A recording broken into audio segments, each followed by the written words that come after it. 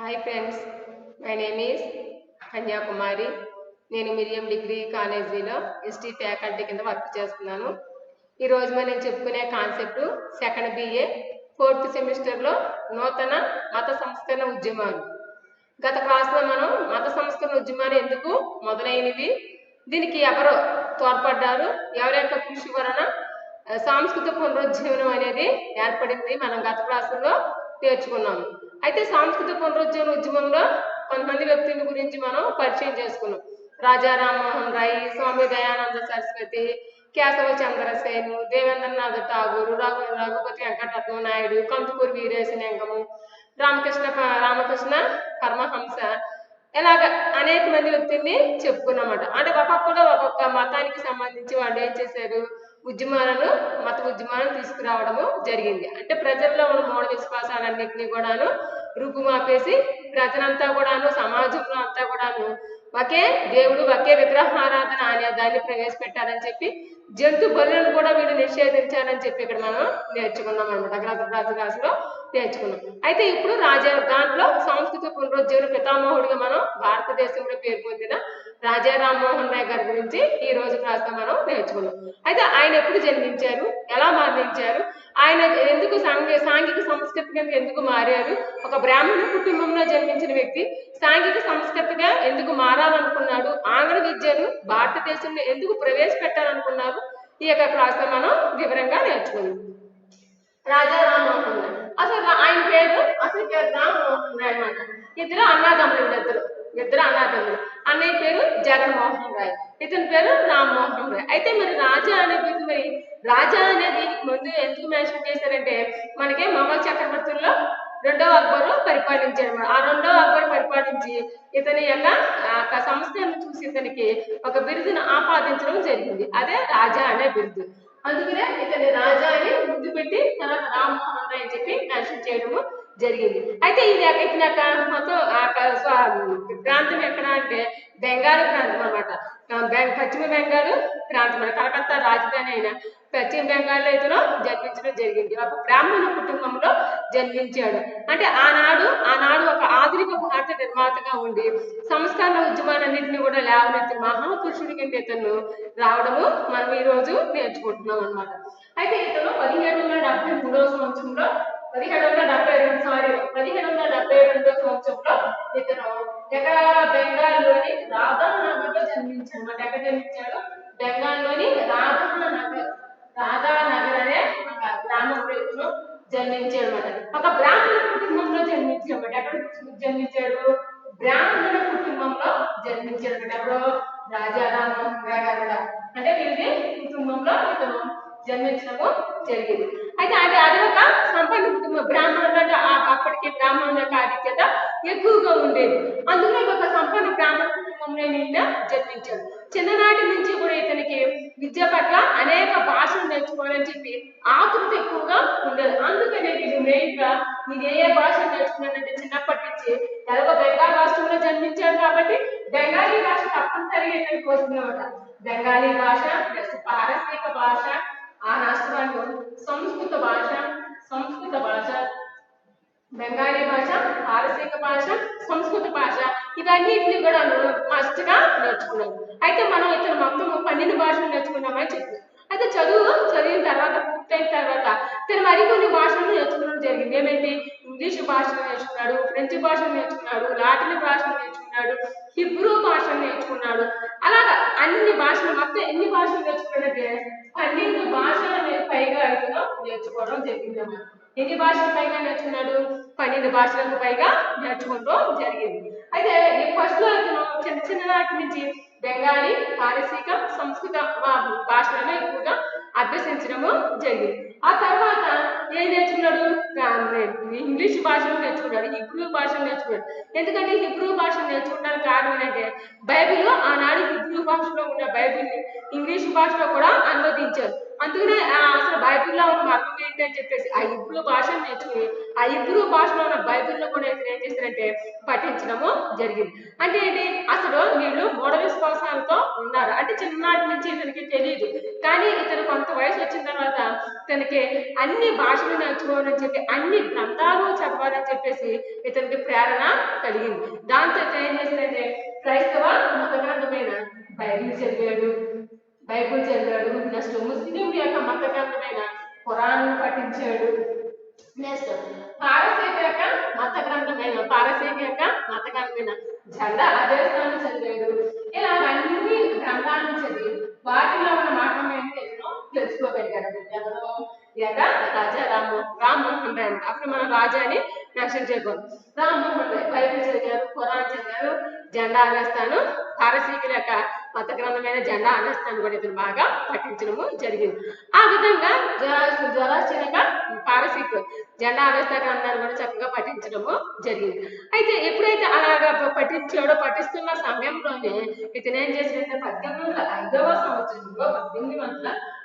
సంవత్సరంలో east India company అంటే తూర్పు ఇండియా కంపెనీ దాంట్లో ఒక చిన్న ఉద్యోగిగా చేరాడు అన్నమాట. ఎందుకు అతని యొక్క బ్రతుకు తెరువు గురించి ఒక చిన్న ఉద్యోగిగా అక్కడ ఆ జీవితాన్ని ప్రారంభించాడు. 1805 సంవత్సరంలో ఈస్ట్ ఇండియా కంపెనీలో ఒక చిన్న ఉద్యోగిగా అతను తన జీవితాన్ని ప్రారంభించాడు. చిన్న ఉద్యోగిగా జీవితాన్ని ప్రారంభించాడు. అలాగా ప్రారంభించిన వ్యక్తి ఎందుకు తాను బ్రహ్మ సమాజాన్ని స్థాపించాలనుకున్నాడు, ఎందుకు సాంఘిక సంస్కర్తగా మారుకోవాలనుకున్నాడు అని మనం తెలుసుకుంటే కనుక ఆ ఉద్యోగం నుంచి ఇతను ఏం చేశాడంటే వచ్చేసాడనమాట. బయటికి వచ్చేసి మరికొన్ని భాషను ఏం చేశాడంటే ఇంగ్లీషు భాషలోకి మరికొన్ని గ్రంథాలను ఇంగ్లీషు భాషలోకి అనువదించడము ప్రారంభించాడు. ఆ యొక్క భాషని ఆ యొక్క గ్రంథాన్ని పురాణ గ్రంథము నెక్స్ట్ ఉపనిషత్తులు ఈ రెండింటినీ కూడా ఖురాను మరియు ఉపనిషత్తులు ఈ రెండు గ్రంథాలను కూడా ఈ రెండు గ్రంథాల మర్మాన్ని కూడా తెలుసుకుని ఇతను ఏం చేశాడు ఉపనిషత్తుల్ని ఖురాన్ని దేంట్లోకి అనువదించాడంటే ఇంగ్లీషు భాషలోకి ట్రాన్స్లేషన్ చేశాడంటే ఇంగ్లీషు భాషలో దాన్ని అనువదించాను. ఇంగ్లీషు భాషలోకి ఏం చేశాడు అనువదించాను. ఇలాగా ఇతను భాషను అనువదించడము జరిగిందన్నమాట. అయితే ఇతను మరి బ్రహ్మ సమాజాన్ని సాంఘిక సంస్కర్తగా ఎందుకు మారిపోయాడని మనం అని అనుకుంటే కనుక ఇన్ని లక్షణాలను ఎంత చదువు ఉన్న వ్యక్తి ఎందుకు సాంఘిక సంస్కర్తగా ఎందుకు మారిపోయాడంటే ఇతని జీవితం మీద ఒక మాయని మచ్చ కింద అతని అన్నగారి జీవితము ఆధారపడి ఉందన్నమాట. ఆ అన్నగారి జీవితం ఏంటో మనం తెలుసుకున్నాం. ఒకసారి దీన్ని రిపీట్ చేసుకున్నాం. రామ్మోహన్ రాయ్ గారు ఎక్కడ పుట్టారు? బెంగాల్లో పుట్టారు. బెంగాల్లోనే రాధానగర్ లో పుట్టారు. ఏ సంవత్సరంలో పుట్టారు? 1772 సంవత్సరంలో పుట్టారన్నమాట. ఒక సంపన్న బ్రాహ్మణ కుటుంబంలో ఆయన జన్మించడం జరిగింది. అయితే చిన్నప్పుడే ఇతను బెంగాలీ రాష్ట్రంలో ఉన్నాడు కాబట్టి బెంగాలీ భాషను, పారసీక భాషను, సంస్కృత భాషను కూడా బాగా ఏం చేశారంటే అభ్యసించడము జరిగింది. సంస్కృత భాషను కూడా రాత్రిలో అభ్యసించడము జరిగింది. నెక్స్ట్ ఇంట్లో భాష నేర్చుకుంటే హిందీ భాషను కూడా నేర్చుకోవడము జరిగింది. హిందీ భాషను కూడా నేర్చుకుని ఆ తర్వాత కాలంలో హిందీ భాషను కూడా బాగా పఠించడం అంటే మొదటిగా నేర్చుకునేది యొక్క 3 భాషలతో పాటు తర్వాత తనకి ఇంకా కొన్ని భాషలు నేర్చుకోవడానికి కోరికతోనూ ఏమేమి నేర్చుకున్నాడు? ఇంగ్లీషు భాషను నేర్చుకున్నాడు, హిబ్రూ భాషను నేర్చుకున్నాడు, ఫ్రెంచ్ భాషను నేర్చుకున్నాడు, ప్లస్ లాటిన్ భాషను నేర్చుకున్నాడు. At the same time Hindi భాషను కూడా ఇతను నేర్చుకోవడము జరిగింది. అయితే తను నేర్చుకున్న భాషలో కొన్ని గ్రంథాలను రచించాడు, కొన్ని పత్రికలను కూడా అతను వేయడము జరిగిందన్నమాట. కొన్ని పత్రికలు వేశాడు, కొన్ని గ్రంథాలను కూడా ఇతను ముద్రించడము జరిగింది. అయితే బైబిల్ని, ఖురాన్ని, జెండా అవేస్తా అనే 3 గ్రంథాలను కూడా చక్కగా క్షుణ్ణంగా అధ్యయనం చేసి పఠనం చేసేసాడు. వీటిలో ఉన్న మర్మం ఏంటో తెలుసుకోవాలని చెప్పేసి వాటిని పఠనం చేయడము జరిగింది. 1805 సంవత్సరంలో ఈస్ట్ ఇండియా కంపెనీలో ఒక చిన్న ఉద్యోగిగా తను పనిచేయడము తన జీవితాన్ని ప్రారంభించాడు. ప్రారంభించిన తర్వాత కొన్ని సంవత్సరానికి ఉపనిషత్తులు, ఖురాను ఏం చేశాడు ఇంగ్లీషు భాషలోకి అనువదించాడు. అంటే ప్రతి ఒక్కరిలో కూడా అప్పుడు ఇంగ్లీషు భాషను నేర్చుకుంటారు కాబట్టి తప్పనిసరిగా ఈ వీటిల్లో ఉన్న మర్మం ఏంటో కూడా తెలుస్తుందని చెప్పేసి ఈ ఉపనిషత్తులను, ఖురాన్ని కూడా ఏం చేశాడంటే ఆ భాషలోకి అనువదించడము జరిగిందన్నమాట. ఇలాగ ఇంగ్లీషు భాషలోకి అక్కడ అనువదించడము జరిగింది. నెక్స్ట్ ఏంటంటే ఇప్పుడు మరి గ్రంథాలు రచించారని చెప్పుకుంటున్నాం కదా, ఇతని సాంఘిక సంస్కృతి కింద ఎందుకు మారాడని చెప్పుకుంటున్నాం కదా. అయితే నెక్స్ట్ ఏంటి సాంఘిక సంస్కర్తగా మారడం ఏమని అతని యొక్క అన్నగారికి 1805వ సంవత్సరంలోనూ ఇప్పుడు మ్యారేజ్ అయిందన్నమాట. అయితే ఒక సాంఘిక సంస్కర్త మారడానికి ప్రముఖ కారణం ఏంటో చూద్దాం. సాంఘిక సంస్కర్త అయితే 1811వ సంవత్సరంలో అతనే అన్నగారు ఎవరు చెప్పు నాన్నగారి పేరు చెప్తున్నారు. ఎవరు? జగన్మోహన్ రాయ్. ఈ జగన్మోహన్ రాయ్ గారు ఏమయ్యారంటే మరణించిన వెంటనే ఈతని యొక్క భార్య రామ్మోహన్ రాయ్ గారి వదిలి ఏం చేశారంటే అక్క చితిలో ఇతనితో పాటు ఆమెను కూడా తీసుకుని వెళ్ళిపోయి చితిలో వేసేస్తారు. ఆ పద్ధతిని ఏమన్నారంటే సతీ సహగమనము అంటే భర్తతో పాటు భార్యను కూడా ఏం చేశారంటే చితిలో వేసేస్తారు అనమాట. అలాగా అన్యాయంగా ఏం చేసేవారు, తీసుకెళ్ళిపోయి బలవంతాన సజీవ దహనము చేసేసారు. అలాగే ఈయన చిన్నప్పుడు తన కళ్ళారా దాన్ని చూడడం వల్ల అతని మనసు ఏమైపోయిందంటే కలవరం చెందేసిందంటే అయ్యి బాబు ఇలా అయితే కనుక స్త్రీలన్న వాళ్ళు ఎవ్వరో కూడాను ఒకవేళ భర్తగా ఆరోగ్యం బాగోకపోయినా అతని యొక్క ఆయుష్యం ముగిసి చనిపోయినా కానీ ఈ స్త్రీలని తీసుకెళ్ళిపోయి ఏం చేస్తారు, చంపేస్తున్నారు, ముక్కు పచ్చన ఆడకుండా చంపేస్తున్నారని చెప్పేసి దీనిని ఎలాగన్నా సరే నేను పెద్ద అయిన తర్వాత ఎలాగన్నా సరే ఈ సతీ సహగమనాన్ని ఏం చేయాలనుకుంటున్నాడు, రద్దు చేయాలని అనుకున్నాడు. అయితే రద్దు చేయాలని అనుకున్నప్పుడు అది ఎవరికి తెలియచేయాలి, ఆనాడున్న ప్రభుత్వం ఎవరిదంటే బ్రిటిష్ వారు పరిపాలిస్తుంది అనమాట. ఆ బ్రిటిష్ వారు పరిపాలిస్తున్న వ్యక్తులు ఎవరంటే విలియం బెంటిక్. ఈ విలియం బెంటిక్కి తెలియజేశాడు ఏమని, ఎలాగైనా సరే సతీ సహగమనాన్ని రద్దు చేయాలి అని చెప్పేసి అతను ఇక్కడ ఉన్న భారతదేశంలో విషయాలన్నింటినీ కూడాను అతను ఏం చేశాడంటే అక్కడ తెలియచెప్పడము జరిగింది. ఇలాగా స్త్రీలను బాలికలకు వివాహాలు చేసి చిన్నప్పుడే బాల్య వివాహాలను చేసి భర్త చనిపోయిన వాళ్ళను కూడా ఏం చేస్తారంటే ఆ యొక్క చితిలో వేసేయడం జరుగుతుంది. దీన్ని ఎలాగైనా సరే మీరు నిర్మూలించాలి అని చెప్పేసి అతను అక్కడ పట్టుపడ్డము కూర్చుంది. అయితే అప్పుడు ఆ టైంలోను ఇంగ్లాండ్ ప్రివీ కౌన్సిల్ ఇది ఎలా జరుగుతుంది, ఇది ఏంటంటే భారతీయుల యొక్క సాంప్రదాయబద్ధంగా విశ్వాసం కదా, దీన్ని మనము చేయడానికి వాళ్ళు ఒప్పుకోరు అని చెప్పేసి ప్రివీ కౌన్సిల్ ఇతని యొక్క మాటను ఏం చేసింది, తోసిపుచ్చేస్తే దాన్ని మరొకసారి ఆలోచించమని చెప్పేసి మళ్ళీ తను ఏం చేశారంటే ప్రివీ కౌన్సిల్కి మళ్ళీ ఒక విన్నపాన్ని లేఖ ద్వారా రాశారన్నమాట.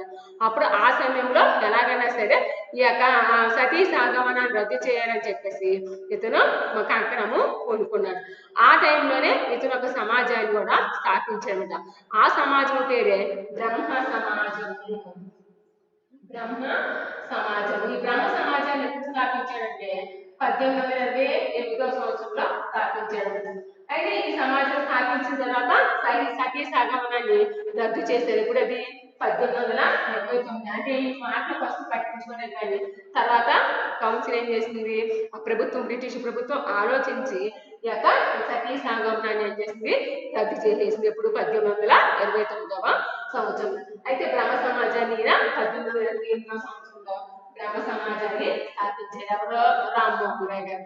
అయితే ఈ బ్రహ్మ సమాజంలో చేరే వ్యక్తులు నేను చెప్పే బోధనల ప్రకారము నేను చెప్పే సిద్ధాంతాలకు లోబడిన వారు మాత్రమే దీంట్లో చేరాలి అన్నారు. అంటే అతను చెప్పే సిద్ధాంతం ఏంటి, భగవంతుడు ఒక్కడే. అంటే అందరికి సర్వాంతర్యామి భగవంతుడు దేవుడు అనేవాడు ఒక్కడే, భగవంతుడు ఒక్కడే. అంటే మీరు ఎవరన్నా ఎలాగైనా పూజించండి కానీ మొత్తం అంతా కూడా భగవంతుడు ఒక్కడే అని చెప్పి రెండో మాట ఏం చెప్పాడు, విగ్రహారాధనను చేయకూడదు. అంటే ఏ విగ్రహాన్ని ఏదో ఒకదాన్ని ఒక భగవంతుడు అనేవాడు సర్వాంతరాన్ని ఉన్నారు, నువ్వు భగవంతుని కొను కానీ అన్ని విగ్రహాలను నువ్వు మొక్కవద్దు, అంటే విగ్రహారాధన కూడదు అని చెప్పాడు. విగ్రహారాధన కూడదు అంటే విగ్రహారాధన చేయకూడదు అని చెప్పాడు అన్నమాట. నెక్స్ట్ మూడోది ఏం చెప్పాడంటే విగ్రహాలకు భగవంతుడు ఉన్నాడని చెప్పి విగ్రహాలకు మనం ఏం చేస్తాము, జంతు బలులను ఇస్తున్నాము. ఆ జంతు బలులను కూడా ఏం చేసిందంటే నిషేధించేశాడు. జంతు బలులను నిషేధించేశాడు. జంతు బలు యొక్క నిషేధం, జంతువులు కూడా అలాంటి మనుషుల వాటికి కూడాను జీవం ఉంటుంది కాబట్టి వాటిని ఏం చేయకూడదు, చంపకూడదు అని చెప్పి జంతు బలులను కూడా భర్త ఏం చేశాడంటే నిషేధించడము జరిగిందన్నమాట. అయితే ఇంకేం చెప్పాడు, అన్ని మతాల వారిని సమానంగా చూడాలని చెప్పి సమానంగా ఆదరించాడు. నీ మతం నీకు గొప్పవైతే నా మతం నాకు గొప్ప, ఇంకొక వ్యక్తికి ఇంకో మతం గొప్ప. నువ్వు ఏ మతాన్ని స్వీకరించినా కానీ పర్లేదు, కానీ ఇతర మత నీ మతాన్ని నువ్వు గొప్ప చెప్పుకుని ఇతర మతాన్ని నువ్వు ఏం చేయకూడదు, విమర్శించకూడదు. అంటే అన్ని మతాల వారిని సమానంగా చూడమంటాడు. అన్ని మతాల వారిని సమానంగా చూడమంటాడు. నీ మతాన్ని గురించి నువ్వు నీ మనసులోనే ఉంచుకోగాని నీ మతాన్ని గురించి నువ్వు గొప్ప చెప్పుకుని ఇతర మతాలను మనం ఏం చేయకూడదు, విమర్శించకూడదు అని చెప్పి అన్ని మతాల వారిని ఏం చేస్తాడంటే సమానంగా చూడాలని చెప్పి ప్రబోధించాడు. సమానంగా చూడాలని చెప్పి చెప్పడం ప్రబోధించడము జరిగింది. అయితే ఈ సిద్ధాంతాన్ని ఎక్కడ తీసుకున్నారంటే అశోకుడు కూడా ఏం చెప్పాడంటే నీ మతము నీకు గొప్ప అయితే కనుక నువ్వు ఇతరు నీ మనసులోనే దానిని అట్టి పెట్టుకో, బయట వేరే మతాన్ని మాత్రం ఎట్టి పరిస్థితుల్లోనూ విమర్శించద్దు అని చెప్పి అశోకుని యొక్క ధర్మాన్ని ఇక్కడ ఇతను పాటించడము జరిగింది. ఇలాగ ఈ సమాజంలో ఈ విషయాలన్నీ నచ్చిన వాళ్ళు ఎవరైతే ఉంటే కనుక వాడు వచ్చి ఈ సమాజంలో చేరండి అని చెప్పేసి ఆయన బలవంతంగా ఎవరిని తీసుకొచ్చి చేరమన్నారు. దీంట్లో చేరేవాళ్ళంతా కూడాను ఏం చేయాలి, భగవంతుడు వీటినన్నింటినీ కూడాను పాటించాలి. అయితే ఇతను ఏతువాది అంటే దేవుడిని ఎవరు నమ్మలేదంటే దేవుడిని విశ్వసించలేదు. అందుకని ఇక్కడ విగ్రహారాధన కూడదు అన్నాడు. ఇతను ఏంటి హేతువాది అంటే దేవుడు నాస్తికుడు అంటే హేతువాది అన్నాడు. నాస్తికుడి కింద ఎవరైనా దేవుని అనేవాడిని నమ్మని వ్యక్తి. ఫర్ ఎగ్జాంపుల్ దేవుని నమ్మని వాడు ఎవరంటే సోక్రటీస్, ప్లేటో, అరిస్టాటిల్ వీళ్ళంతా కూడాను గ్రీకు తత్వవేత్తలు అన్నమాట. ఆ గ్రీకు తత్వవేత్తల్లో ఉన్న భాషను కూడా గ్రీకు భాషను లాటిన్ భాషను కూడా ఇతను నేర్చుకోవడం వల్ల వీళ్ళ యొక్క గ్రంథాలన్నింటినీ కూడా ఎవరైతే ఉంటారు సోక్రటీస్, అరిస్టాటిల్, ప్లేటో ఈ యొక్క గ్రంథాలన్నింటినీ కూడా చదవడం వల్ల ఇతను హేతువాదిగా మారిపోయాడు. ఎప్పుడైతే మారిపోయాడో భగవంతుడు అక్కడే విగ్రహారాధన కూడదు, జంతు బలులు అనేది నిషేధించాలి, అన్ని మతాల వారిని మనం ఎలా చూడాలంటే సమానంగా ఆదరించాలని చెప్పేసి తాను చెప్పడము జరిగింది. అయితే ఈ విధంగా ఇతను సాంఘిక సంస్కృతి కింద మారాడనమాట. మారి తన విన్నపాన్ని ఏం చేశాడు, ఇలా నా అన్నయ్య గారు మరణించారు, అయితే మా వదిలిని తీసుకెళ్లి చిత్తులో పాడేసి సజీవ దహనాన్ని చేసేశారు, దీనిని ఎలాగైనా సరే నిర్మూలించమని చెప్పేసి ఆ చట్టాన్ని వీళ్ళు ఏం చేశారు, సతీసాగం అన్నిటిలో రద్దు చేయడము జరిగింది. ఇతను బతుకుండగానే ఆ సతీసాగం ఏమైందంటే రద్దు చేయడము జరిగింది. మరొక విషయాన్ని కూడా అతను ఇంగ్లీష్ వారికి విన్నవించారన్నమాట. ఏమని, భారతీయులకి తప్పనిసరిగా పాశ్చాత్య విద్యా విధానం అనేది అవసరము. అంటే ఏంటి, వీళ్ళు మూఢ విశ్వాసాలతో ఉన్నారు, కుల వ్యవస్థను ఖండించలేకుండా ఉన్నారు, వీళ్ళ ఆచార సాంప్రదాయాలు వేరే వేరేగా ఉన్నాయి. మీరు పాశ్చాత్య విద్యను అంటే ఏంటి, ఆంగ్ల విద్యను కనుక ప్రవేశపెట్టినట్లయితే వీరిలో ఒక అవేర్నెస్ అనేది కలుగుతుంది అని చెప్పేసి ఆ విషయాన్ని కూడా అక్కడ వాళ్ళు చెప్పడము జరిగింది.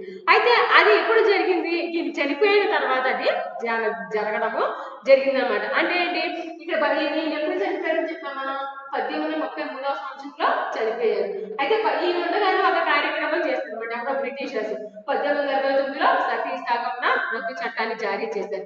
అయితే ఇంగ్లీష్ విద్యను ప్రవేశపెట్టడానికి కొంత కమిటీని భారతదేశంలో వేయడం జరిగింది అనమాట. ఇంగ్లీష్ విద్య అంటే ఇదైతే వెంటనే నిర్ణయం తీసుకున్నారు, కానీ భారతదేశంలో ప్రజలు ఎక్కువగా ఇంగ్లీషు అభ్యసించడానికి ముందుగా ఉన్నారా లేదా అని చెప్పేసి ఒక కమిటీని చార్లెస్ గ్రాంట్ అనే వ్యక్తి ద్వారా ఒక కమిటీని నియమించడము జరిగింది.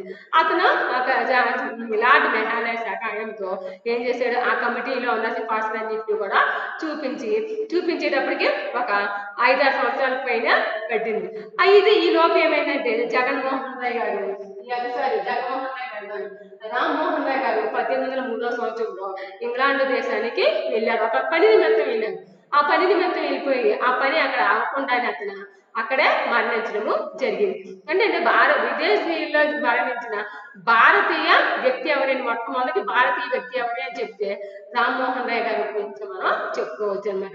అతను ఎప్పుడు చనిపోయాడు, 1833వ సంవత్సరంలో చనిపోయాడు అనమాట. ఆయన చనిపోయిన 2 సంవత్సరాలకి 1835వ సంవత్సరంలో భారతదేశంలో ఆంగ్ల విద్యను ఎవరు ప్రవేశపెట్టారంటే విలియం బెంటిక్ అన్న గవర్నర్ జనరల్ మన భారతదేశంలో ఆంగ్ల విద్యను ప్రవేశపెట్టారు.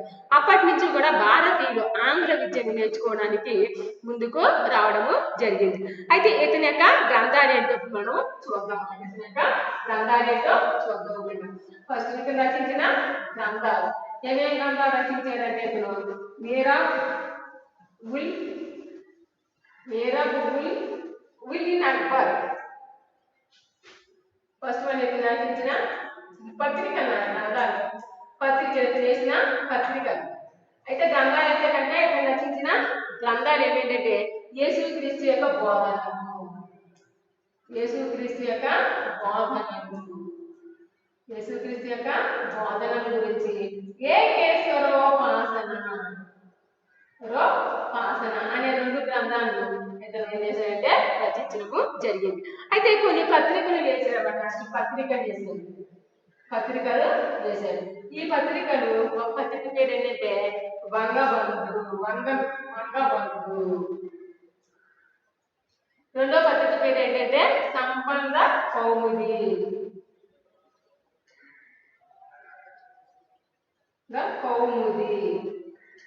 మూడోది ఏంటంటే మిరాతుల్ ఇన్ అక్బర్.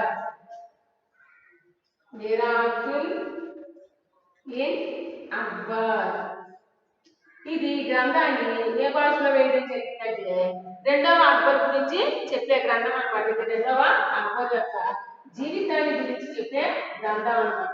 ఇది ఏ భాషలో వేయబడింది? పారసీక భాషలో వేయబడింది.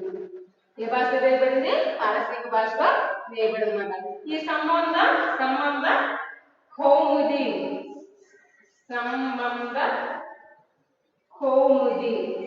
అనే ఈ యొక్క గ్రంథము ఏ భాషలో వేయబడిందంటే బెంగాలీ భాషలో వేయబడింది. దాని యొక్క రాష్ట్ర భాష ఏంటి? బెంగాలీ భాషలో వేయబడింది. అయితే వంగబంధు అనేది ఏ భాషలో రాయిందంటే అన్ని ప్రాంతీయ భాషలో దీన్ని వేయబడడం, అన్ని ప్రాంతీయ భాషలో దీన్ని వేయడము జరిగింది. ఈ విధంగా తన యొక్క గ్రంథాలను కూడా అందరూ చదవడానికి అవకాశాన్ని కల్పించిన తర్వాత ఇతను ఏం చేశాడు? కల్పించిన తర్వాత ఈ యొక్క గ్రంథాలు వేసిన తర్వాత తను చెప్పాడన్నమాట. ఇలా సతీ సహగమనాన్ని దాన్ని రద్దు చేసేయాలని చెప్పేసి అక్కడ చెప్పడము జరిగింది. అయితే మనం చెప్పుకున్నాం, ఇతను చనిపోయిన తర్వాత 2 సంఘటనల గురించి మనం గురించుకున్నాం కదా. ఒకటేంటి? సతీ సహగమనం రద్దు, ఈయన బతుకుండగానే సతీ సహగమనాన్ని రద్దు చేశాడు. రెండోది ఏంటంటే ఈయన చనిపోయిన తర్వాత మన భారతదేశంలో ఆంగ్ల విద్యను ప్రవేశపెట్టారు. అయితే ఇక్కడికి ఇతనికి రాజా అనే బిరుదును ఎవరు ఇచ్చారన్నమాట. ఇతనికి రాజా అనే బిరుదుని ఒక ఆయన ఇచ్చారు. ఎవరో రెండవ అక్బర్ గారు ఇచ్చారు. ఎందుకు ఇవ్వడం జరిగిందంటే ఇతను మొఘల్ చక్రవర్తిగా ఉన్నప్పుడు బ్రిటిష్ వాళ్ళు ఇతనికి ప్రతి సంవత్సరం ఇచ్చే భరణము అంటే తన బ్రతుకున్నంత కాలము కూడాను భరణం అన్నమాట. అంటే బ్రతకడానికి ఎంతో కొంత అమౌంట్ ఇవ్వడం అంటే జీతాన్ని ఇవ్వడం అని చెప్పేసి వాడు ఏం చేశారు? బ్రిటిషర్స్ ఇతనికి ఇవ్వడానికి నిరాకరించారు. అప్పుడు రామ్మోహన్ రాయ్ దగ్గరికి వెళ్ళి నువ్వు ఎలాగైనా సరే సతీ సహగమనాన్ని రద్దు చేయించావు కాబట్టి నా విషయం కూడా వెళ్ళి ఎవరో చెప్తావు, ఈ యొక్క బ్రిటిషర్స్ అక్కడికి వెళ్ళి చెప్పు అని చెప్పేసి ఎవరిని పంపించారంటే రెండవ అక్బర్ని లండన్కే పంపించారన్నమాట. అయితే అక్కడికి వెళ్ళి ఈ విషయం చెప్పలేదన్నమాట. అప్పటికి చెప్పే లోపలే అక్కడ ఏమయ్యాడంటే అతను 1833వ సంవత్సరంలో పరమపదించాడు. ఎక్కడ? బ్రిస్టన్ అనే ప్రాంతంలో 1833. బ్రిస్టన్ ఎక్కడ ఉందంటే ఇంగ్లాండ్ దేశంలో ఉన్న బ్రిస్టన్ అనే ప్రాంతంలో 1833లో ఆయన పరమపదించాడు. దీనికి రాజా అనే బిరుదు ఎవరు ఆపాదింపు చేశారు అంటే రెండో అక్బర్ అని చెప్పి మనము చెప్పుకోవచ్చు అన్నమాట. దేనికంటే తనకి భరణాన్ని గురించి అడిగిరమ్మని చెప్పి అక్కడికే ఇంగ్లాండ్ దేశానికి పంపించారు. ఎప్పుడు ఏ సంవత్సరంలో? 1833వ సంవత్సరం. అక్కడే ఆయన పరమపదించాడు. అయితే ఇతను చనిపోయిన తర్వాత మరి ఇతని యొక్క బోధన కొంతమందికి నచ్చి కొంతమంది ఇతనికి శిష్యులుగా రావడము జరిగింది. ఆ శిష్యులుగా ఎవరు ఉన్నారంటే 2 వ్యక్తులు ఉన్నారు. ఒక వ్యక్తి పేరేంటి? దేవేంద్రనాథ్ ఠాగూర్. రెండో వ్యక్తి పేరు కేశవ చంద్రసేన అన్నమాట. వీళ్ళు ఎప్పుడైతే 1833లో ఈ గురువు గారు చనిపోయారో వెంటనే వాళ్ళిద్దరికీ కూడా ఎవరెవరికి? దేవేంద్రనాథ్ ఠాగూర్కి నెక్స్ట్ కేశవ చంద్రసేనకి ఇద్దరికీ కూడాను వైరం అనేది సంఘర్షణ అనేది ప్రారంభమైంది. ఆ సంఘర్షణ దేనికి దారి తీస్తుందో ఒకటి తెలుసుకుందాం. నెక్స్ట్ 1833 సంవత్సరంలో బ్రహ్మ సమాజం 2గా బ్రహ్మ సమాజం, ఒకటి తత్వబోధి కింద బ్రహ్మ సమాజం 1833వ సంవత్సరంలో రెండుగా విడిపోయిందన్నమాట బ్రహ్మ సమాజము 1833వ సంవత్సరంలో రెండు భాగాలుగా విడిపోయిందన్నమాట. ఒకదానికి అధ్యక్షత వహించింది ఎవరంటే దేవేంద్రనాథ్ ఠాగూర్. ఫస్ట్ వీళ్ళు బాగానే ఉండేవారు అనమాట. ఎందుకు వీళ్ళందరికీ మనస్పర్ధలు వచ్చినాయి చూడండి. దేవేంద్రనాథ్ ఠాగూర్, రెండో వ్యక్తి ఎవరంటే కేశవ చంద్రసేన్. కేశవ చంద్రసేన్. అయితే వీళ్ళిద్దరికి దేని నిమిత్తము ఇతనికి దేవేంద్రనాథ్ ఠాగూర్కి ఒక బిరుదు అనేది ఉందన్నమాట. ఆ బిరుదు ఏంటంటే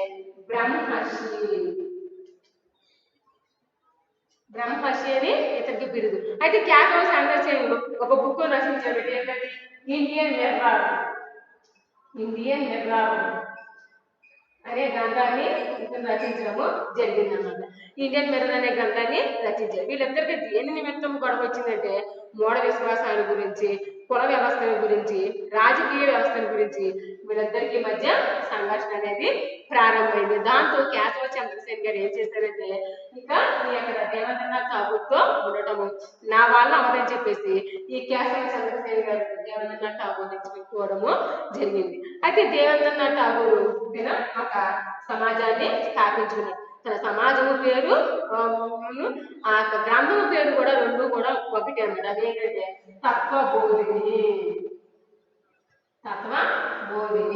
తత్వబోధిని అనే గ్రంథాన్ని రచించాడు.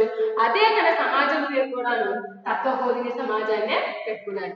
అయితే బ్రహ్మర్షి అనే పేరు మన ఆంధ్రదేశంలో భారతదేశంలో దేవేంద్రనాథ్ ఠాగూర్ ఉంటే బ్రహ్మర్షి అనే బిరుదు మన భారతదేశంలో మన ఆంధ్రదేశంలో ఎవరికి ఉందంటే ఆంధ్రప్రదేశ్లోను రఘుపతి వెంకటరత్నం నాయుడు ఉన్నాను. రఘుపతి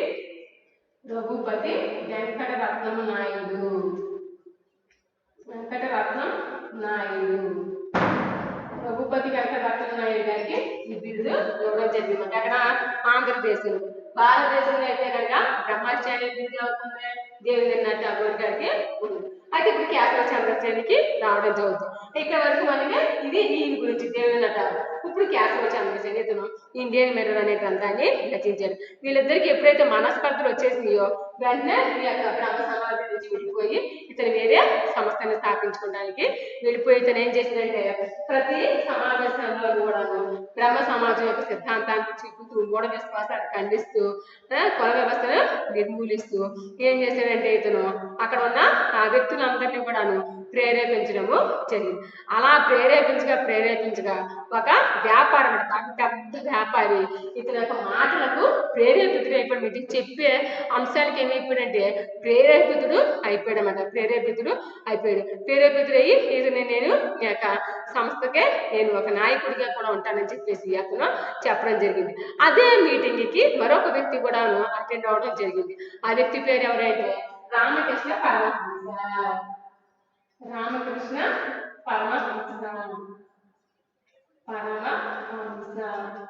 ఈ రామకృష్ణ పరమహంస కూడా ఇతని యొక్క మాటలకే ముగ్ధుడైపోయాడు. అయితే రామకృష్ణతో ఇతను ఏం చేశాడంటే సహవాసము పెంపొందించుకుని ఏం చేశాడంటే నేను మీకు గురువు గారుగా నేను మీకు శిష్యుడి కింద ఉంటాను అంటే ఇక్కడ శిష్యుడి కింద ఉంటానని చెప్పి కేశవ చంద్రసేను చెప్పడము జరిగింది. అయితే మనం ఎప్పుడు ఏమనుకుంటామంటే రామకృష్ణ పరమహంస యొక్క ప్రియ శిష్యుడిగా ఉన్నది ఎవరంటే స్వామి వివేకానందుడు కదా, కేశవ చంద్రసేను ఎలా అయ్యాడని అనుకుంటాం. కానీ స్వామి వివేకానందుడికి ముందే కేశవ చంద్రసేను రామకృష్ణ పరమహంస గారికి శిష్యుడి కింద మారిపోయాడు. అతని బోధన పట్ల ఇతను బాగా ఆకర్షితుడయ్యాడు. ఎందుకంటే ఇతను కాళీమాత భక్తుడు. ఈ రామకృష్ణ పరమహంస కాళీమాత భక్తుడు.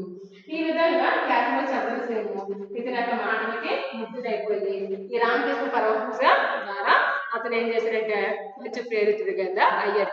ఇలాగ ప్రతి దానికి కూడాను అతను విని ఒక మంచి వ్యక్తిగా ఉండి ఏం చేశాడంటే కేశవ చంద్రసేను ఇంకా తన యొక్క భావాన్ని తను అనుకున్న విషయాలన్నింటినీ కూడాను చెప్పడం జరిగిన మాటల రూపంలో చెప్పడం వల్ల అక్కడ ఒక సమాజం అనేది ఏర్పడింది.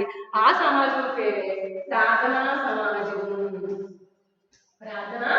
సమాజము ఏర్పడింది. అయితే మనం అంతా కూడా ఈ ప్రార్థనా సమాజాన్ని కేశవ చంద్రసేనే ఏర్పాటు చేశాడని చెప్పుకుంటాం పొరపాటు. అయితే ఏంటి, ఆ వ్యక్తి, ఆ వ్యాపారిగా ఉన్న వ్యక్తి ఆ మాటలు విన్నాడు కదా, ఆ యొక్క మాటలకి ముగ్ధుడైపోయి అసలు సమాజాన్ని స్థాపించాడు. అదేంటి, ప్రార్థనా సమాజము. ఈ ప్రార్థనా సమాజాన్ని స్థాపించిన వ్యక్తి ఎవరంటే ఆత్మారాం పాండురంగ. అదే సభకి, అంటే ఇతను చెప్పే మాటల్లో ఉన్న అదే సభకి మరొక వ్యక్తి కూడా ఏమేంటంటే అక్కడికి అటెండ్ అవ్వడం జరిగింది. ఆ వ్యక్తి పేరే ఇక్కడ కందుకూరి వీరేశలింగము. కందుకూరి వీరేశలింగము, వీరేశలింగం పంతులు గారు. కందుకూరి వీరేశలింగం పంతులు గారు.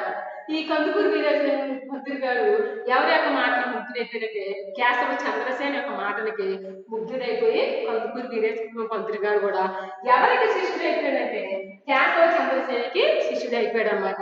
అంటే ఇప్పుడు కేశవ చంద్రసేన యొక్క గురువు ఎవరో రామకృష్ణ పరమహంస, కేశవ చంద్రసేన యొక్క శిష్యుడు ఎవరో కందుకూరి వీరేశలింగం. ఈ కందుకూరి వీరేశలింగం గారు ఏం చేశారంటే వీళ్ళ మాటలకి ముగ్ధులైపోయి ఏం చేశారంటే ఆంధ్రప్రదేశ్లో సాంస్కృతిక పునరుజ్జీవన పితామహుడిగా ఎంపిక చేయడం జరిగింది అనమాట. సాంస్కృతిక పునరుజ్జీవన పితామహుడు, సాంస్కృతిక ఆంధ్రదేశం అంట. ఆంధ్రదేశంలో సాంస్కృతిక పునరుజ్జీవన పితామహుడు ఎవరో కందుకూరి వీరేశలింగం పంతులు గారు.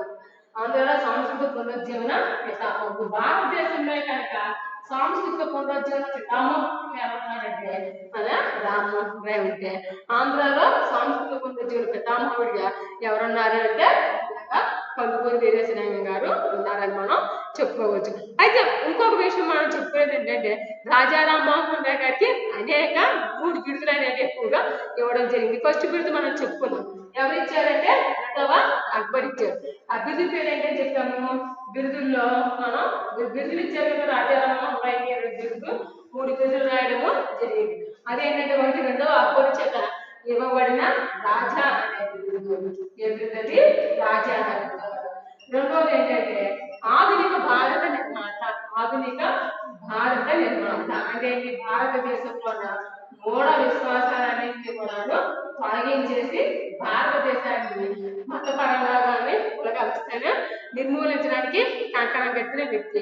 ఇతను ఒక బ్రాహ్మణ కుటుంబంలో పుట్టాడు కదా.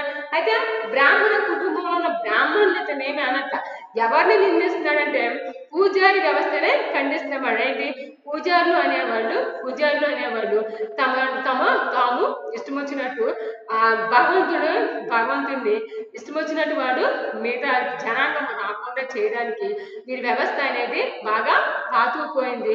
వీళ్ళకి వ్యవస్థను ఏం చేయాలంటే సమూలంగా నిర్మూలించాలని చెప్పేసి పూజారి వ్యవస్థను ఏం చేశారంటే నిర్మూలించడం. అంటే ఏ వ్యవస్థను నిర్మూలించాడు? పూజారి వ్యవస్థను ఖండించడం. అంతేగాని పూజారిని ఖండించలేదు, పూజారి వ్యవస్థను ఖండించము. అంటే వాళ్ళు చేసే ఆ పూజలను ఏం చేశారంటే పూర్తిగా ఖండించేస్తున్నమాట. ఎవరో రామ్మోహన్ రాయ్ గారు. నెక్స్ట్ మన 3వ బిరుదు ఏమి ఇచ్చిందంటే pioneer of India. Pioneer of India అనే బిరుదు ఇతనికి వచ్చిందన్నమాట. పైనీర్ ఆఫ్ ఇండియా అర్థం ఏంటంటే ఒక ముఖ్యమైన వ్యక్తి అని చెప్పి ఇతను బిరుదు రావడము జరిగిందన్నమాట. ముఖ్యమైన వ్యక్తికి అయితే రూపొందించడము జరిగింది. ఈ విధంగా రాజా రామ్మోహన్ రాయ్ యొక్క ప్రేరణ చోట భారతదేశంలో సాంస్కృతిక పునరుజ్జీవనం అనేది ఏర్పాటు చేయబడింది. అలాగే ఆంధ్రదేశంలో కూడా రాజా రామ్మోహన్ రాయ్ శిష్యుడిగా ఉన్న కేశవ చంద్రసేన యొక్క శిష్యుడుగా ఉన్న కందుకూరి వీరేశలింగం పంతులు గారు ఏం చేశారు? ఆంధ్రలో సాంస్కృతిక పునరుజ్జీవన పితామహుడిగా పేరు పొందాడు. అయితే భారతదేశంలో సాంస్కృతిక పునరుజ్జీవన పితామహుడిగా రాజా రామ్మోహన్ రాయ్ గారి పేరు పొందింది. ఆంధ్రాలో సాంస్కృతిక పునరుజ్జీవన పితామహుడిగా ఎవరు పేరు పొందారంటే కందుకూరి వీరేశలింగం పంతులు గారు అన్నమాట. ఇలాగా భారతదేశంలో అనేక మంది వ్యక్తులు ఉన్నారు. అయితే మనం ఇప్పుడు ఈ యొక్క రాజా రామ్మోహన్ రాయ్ గారి గురించి మొదటగా చెప్పుకున్నాము. అయితే నెక్స్ట్ క్లాస్ లో మనం ఎవరి గురించి చెప్పుకున్నాం, మరొక సాంఘిక మత సంస్కరణ ఉద్యమంలో బాలిభాగస్మైన మరొక వ్యక్తి గురించి మనము నెక్స్ట్ క్లాస్ లో నేర్చుకున్నాం. ఆ వ్యక్తి పేరు ఏంటంటే స్వామి దయానంద సరస్వతి. ఇతనే గుజరాత్ సాంస్కృతిక పునరుజ్జీవన పితామహుడి కింద చెప్పడము జరుగుతుంది. ఇతను ఏ మతానికి ప్రాధాన్యత ఇచ్చాడు, కుల వ్యవస్థను ఖండించాడా, హిందూ మతానికి ప్రాధాన్యత ఇచ్చాడా, వేదానికి ఎందుకు తిరిగి వెళ్ళమన్నాడు, హిందూ మతంలోకి మతం మార్చుకున్నవాడు మళ్ళీ హిందూ మతంలోకి ఎందుకు రమ్మన్నాడు, ఇతనికి ప్రియ శిష్యుడిగా ఉన్నది ఎవరు, అయితే ఇతను తన ప్రవేశపెట్టిన మతాన్ని దయానంద సరస్వతి ప్రవేశపెట్టిన ఆర్య సమాజము బొంబాయి ప్రాంతంలో ప్రవేశపెట్టారు. అది బొంబాయిలో కన్నా ఎక్కడ బాగా అది అభివృద్ధి చెందింది, పంజాబ్ ప్రాంతంలో బాగా అభివృద్ధి చెందింది. అలా అభివృద్ధి చేయడానికి ఇతనికి శిష్యుడిగా ఉన్న ఆ వ్యక్తి ఎవరో మనం వచ్చే క్లాసులో చక్కగా సవివరంగా నేర్చుకున్నాం ఫ్రెండ్. Thank you. మనం